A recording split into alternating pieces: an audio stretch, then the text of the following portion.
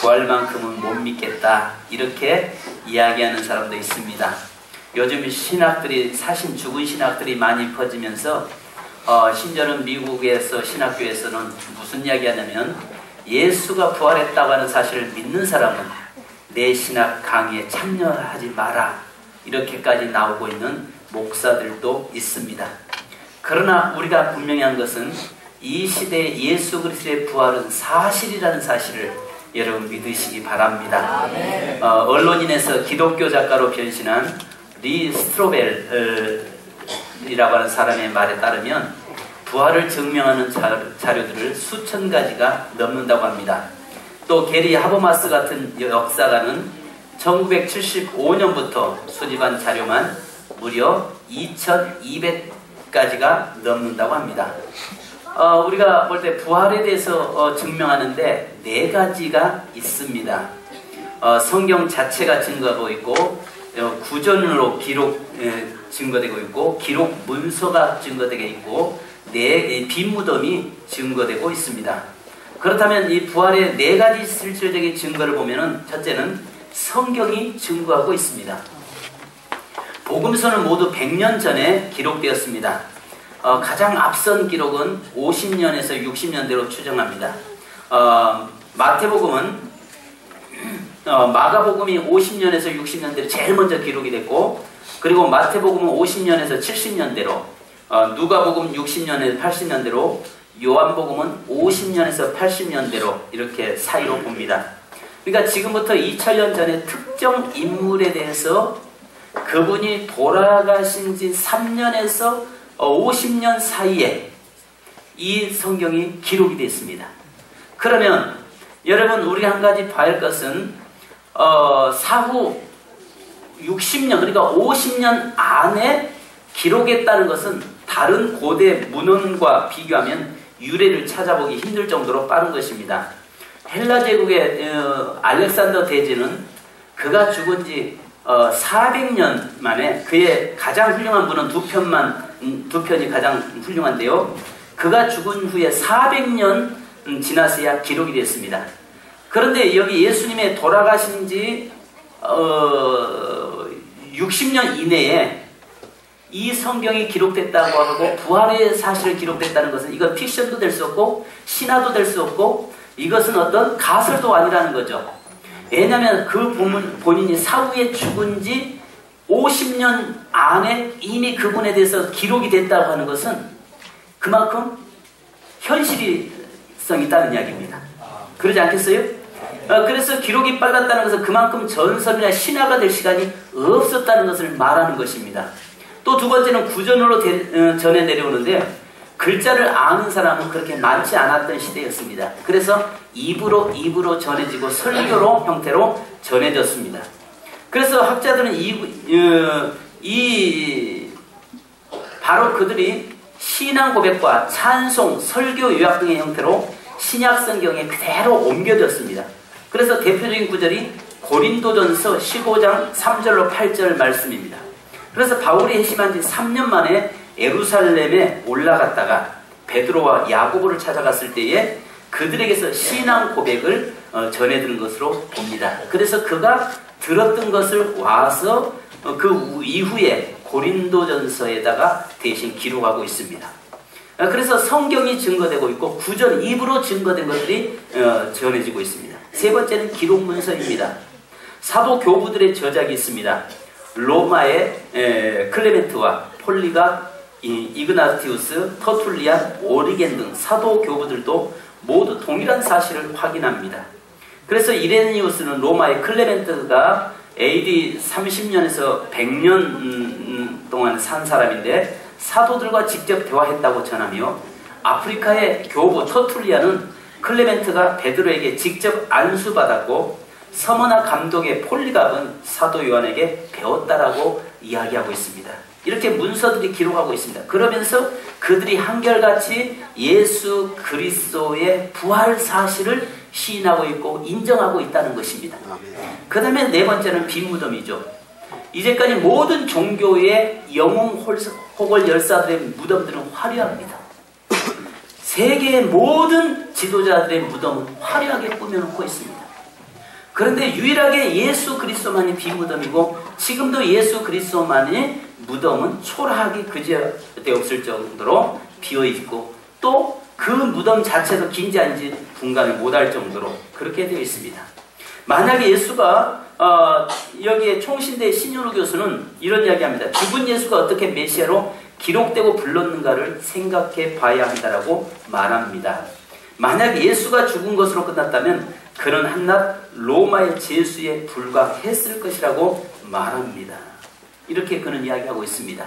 여러분, 정말 만약에 그 짧은 기간 동안에 예수 그리스도의 부활했다고 하는 사실을 책 성경으로 기록되고 구전으로 전해지고 문서로 기록되고 윗무덤으로 나타나고 이런 것들이 있다면은 이것이 신화나 어떤 이것이 하나의 어떤 픽션으로 넘어갈 시간이 너무 짧다는 거죠.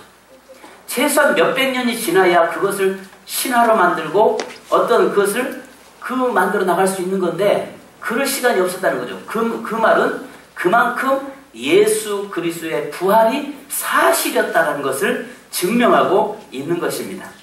여러분, 누가 뭐라 해도 예수 그리스도의 부활 사실은 우리가 사실로 받아들이는 자가 되어야 합니다.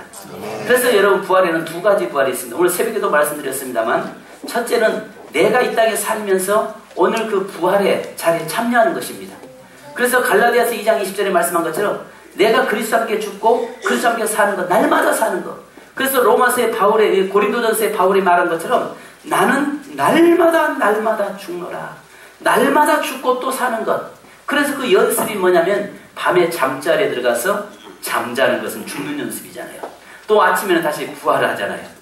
죽었다가 살았다가 죽었다가 살았다가 끊임없이 이 훈련을 하는 겁니다. 그래서 이 시대에도 우리가 살면서도 나의 정과 욕심이 십자가에 못 박고 내 안에 그리스도와 함께 내가 속사람 날마다 살아나고 이런 부활이 1차적인 부활입니다. 그 다음에 2차적인 부활은 마지막 세상 끝날 때 주님 오실 때 우리가 다 부활하는데 하나님을 믿는 자에게는 영광의 부활로 하나님을 믿지 않는 자에게는 심판의 부활로 나오리라고 요한계시록에 말씀하고 있습니다.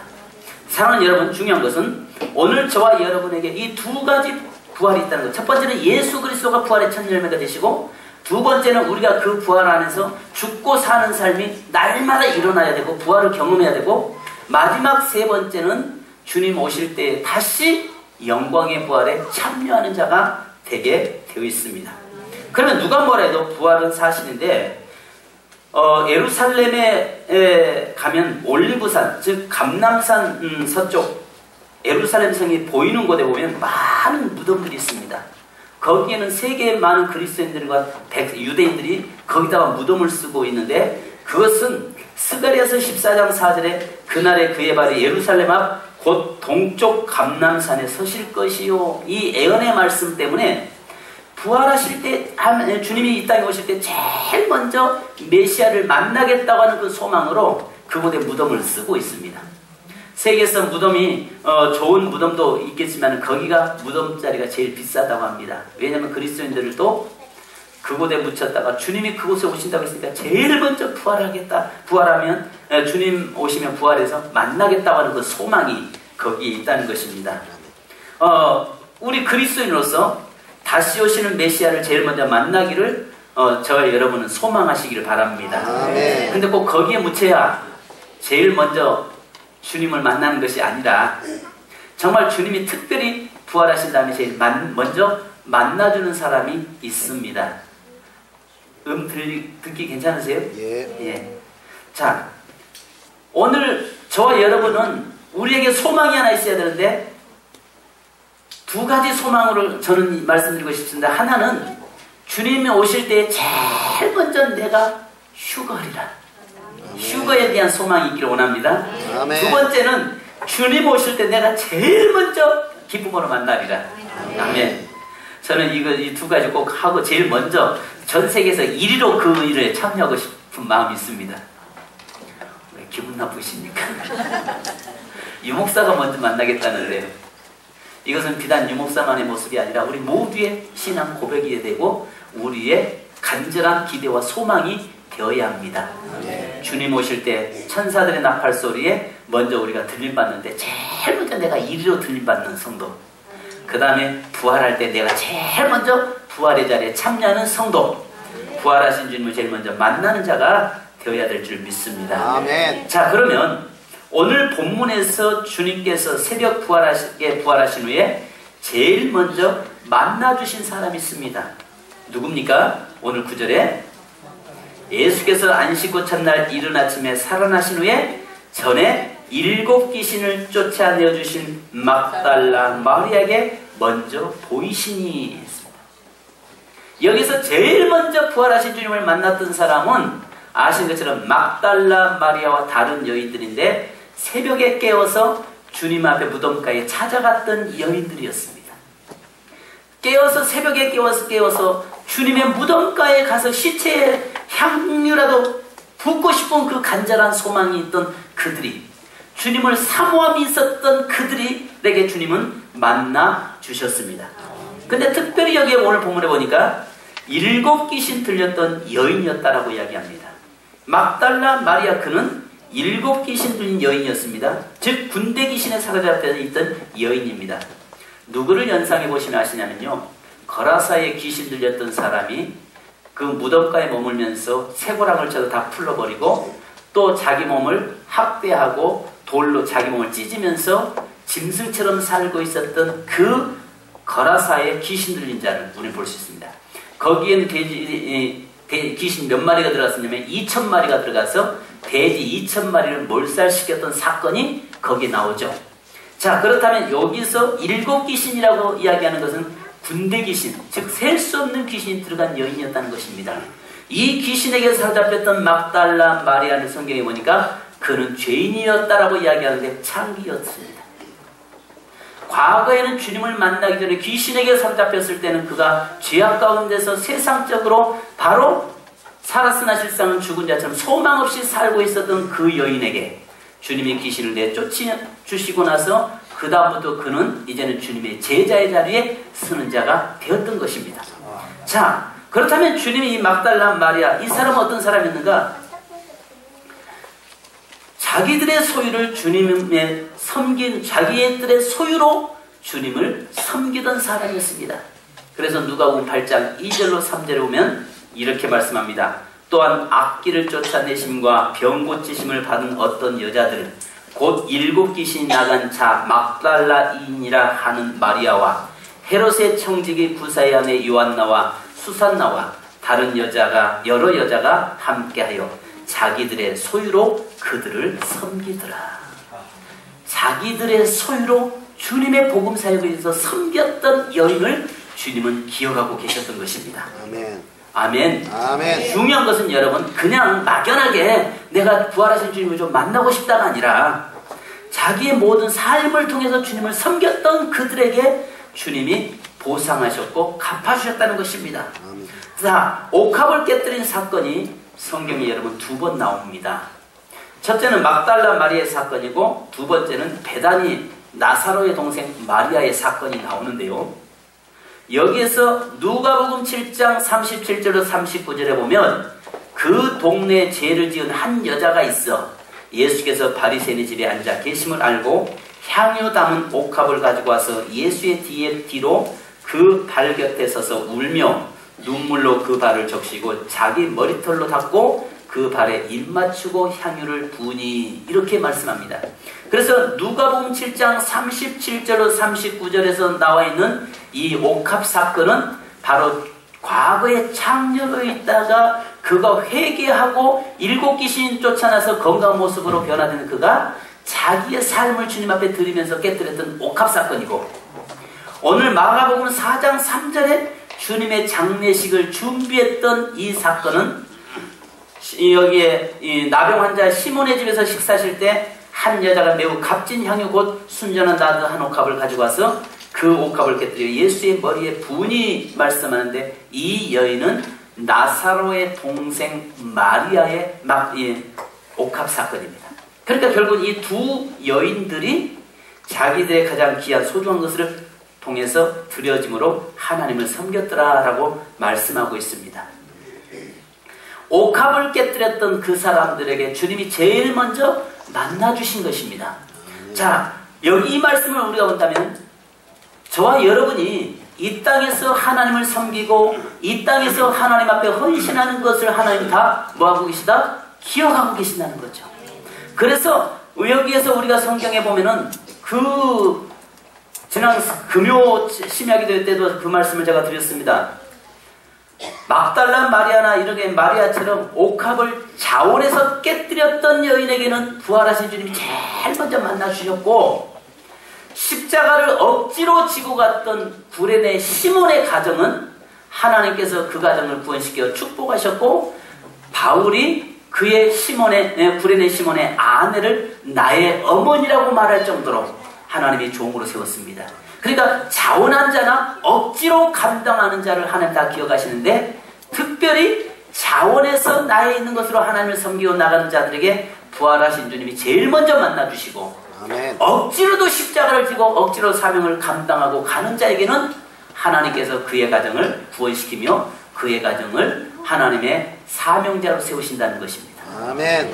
성도 여러분, 그렇다면 오늘 여기에서 주님을 제일 먼저 만나는 저와 여러분이 되기 위해서는 막달라 마리아처럼, 또 여기에 이 마르다의 동생 마리아처럼 우리의 삶을 통해서 온전히 헌신함으로 주님을 섬기다가 부활하신 주님을 만나시기를 주님의 이름으로 축원합니다. 아멘. 바로 이 여인들은요, 헌신할 자를 바로 아는 자들이었습니다.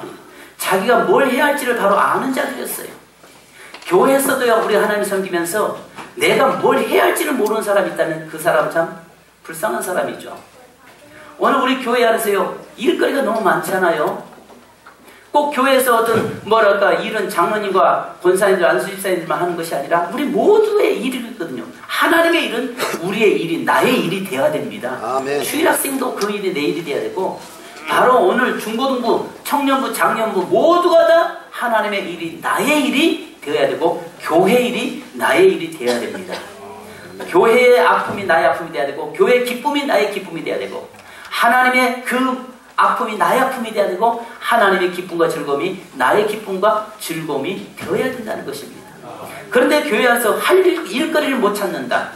교회 안에서 일할 거리를 찾지 않고 방관자의 자리에 있다면 그 사람은 정말 하나님 앞에 불쌍한 사람이 되는 것입니다. 그래서 오늘 성경에 말씀한 것처럼 나는 여인들처럼 정말 자기가 섬길 자를 바로 알고 섬겼을 때에 하나님께서 반드시 보상하시는 하나님이십니다. 아멘. 그래서 여기서 주님은 그에게 보상해 주셨습니다. 우리 옆 사람에게 인사하십시다. 헌신은 공짜가 없습니다. 할렐루야. 옆 사람에게서 헌신은 공짜가 없습니다. 그래서 여러분 아시잖아요. 소자에게 물 한 그릇 대접하는 것도 기억하시고, 나그네를 구제하는 것도 기억하시는 주님이시잖아요. 내 이름이 아니라 주님의 이름으로 하는 것은, 주님의 이름을 위해서 섬기는 것은 다 뭐한다? 갚아주신다. 그러니까 여기에 마리아가 정말 옥합을 깨뜨리고 나니까 제일 먼저 만나주시잖아요. 꼭 그래서 만나는 것만은 아니겠죠. 무덤가에 찾아갔기 때문에 거기서 죽은 예수가 아니라 살아 역사하신 예수가 만나주셨죠. 그런데 오늘 저와 여러분들이 나의 옥합을 온전히 깨뜨리는 저와 여러분이 돼야 됩니다. 아멘. 자, 그러면 여러분 매일매일 우리는 옥합을 깨뜨리고 사는 자들이에요. 아멘. 그런 나의 분명한 소중한 옥합을 깨뜨릴 때 대상을 바로 알길 바랍니다. 이 여인들은요, 자기들의 이 옥합을요 깨뜨릴 대상을 바로 알았어요. 이 사람들은 300데나리온이나 든다고 했거든요. 300데나리온이면 한 데나리온이 하루 일꾼의 노동자의 품삯입니다. 그러면 1년간을 모은 거예요. 예, 안식일 빼고 뭐 빼고 나서는 300데나리온은요 결국 1년간을 모아놓은 돈입니다.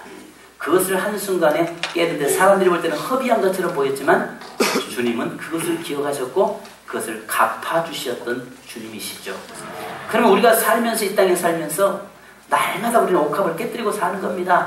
어떤 사람은 물질의 옥합을 깨뜨리는데 그 물질이 엉뚱한 데 쓰여지는 거, 죄 짓는 데 사용되는 거, 또 내게 시간 주어지는 그 시간의 옥합을 내가 세상 것에다가 쓸데없는 곳에다가 갖다가 쏟아붓고 거기다가 시간을, 내 옥합을 깨뜨리고 있는 자도 있습니다. 그러나 그 모든 것들이 주님 앞에 깨뜨려 드려질 때에 나의 시간의 옥합도 주님 앞에 드려지고 나의 몸도 주님 앞에 드려지고 나의 시간도 물질도 주님 앞에 깨뜨려 드려질 때에 주님은 반드시 보상해 주시고 갚아 주신다는 사실을 믿으시기 바랍니다. 그러므로 여러분 기회 있을 때마다 다른 사람이 하지 않는 그 시간에 옥합을 깨뜨려서 주님 앞에 드릴 수 있는 저와 여러분이 되어야 될 줄 믿습니다. 그렇게 됐을 때 하나님은 오늘 저와 여러분을 제일 먼저 만나 주실 것이고 또 저와 여러분에게 그 반드시 보상해 주시는 하나님이심을 또 우리 주님이심을 보게 됩니다. 사랑하는 성도 여러분, 헌신은 공짜가 없습니다. 헌신은 하나님을 사랑하면은 공짜가 없습니다. 사랑하는 자에게도 반드시 갚으시고 보상해 주신 줄 믿으시기 바랍니다. 기도하겠습니다. 하나님 감사합니다. 부활하신 주님을 제일 먼저 처음 만났던 사람은 오늘 무덤가를 찾아가며 주님에 대한 사모함이 있었던 자들에게 주님이 만나주셨고 또 부활하신 주님을 처음 만났던 사람은 과거에 7 귀신 들렸던 사람, 하나님의 은혜를 크게 입은 사람이 만났던 것을 봅니다. 그러나 바로 이 막달라 마리아와 여인들은 자기의 소유로 하나님을 주님을 섬겼던 자들, 그 자들에게 하나님이 제일 먼저 만나 주신 것처럼 하나님 오늘 우리 성도들에게 시간의 옥합, 물질의 옥합, 또 내 몸의 옥합, 나에게 주어진 가장 소중한 옥합들을 죄 짓는데 세상 것에 허비하지 않게 하시고 오직 주님 앞에 깨뜨려 드림으로 말미암아 주님 앞에 반드시 보상받는 성도 되도록 인도하여 주시옵소서. 바로 이들에게 주님께서 제일 먼저 만나 주셨고 또 이들에게 증인의 삶을 살게 하셨던 주님, 오늘 우리 사랑하는 모든 성도들이 이 시대의 옥합을 깨뜨림으로 다시 오실 주님을 제일 먼저 만나는 믿음의 성도 되게 하옵소서. 예수님의 이름으로 기도하옵나이다. 아멘.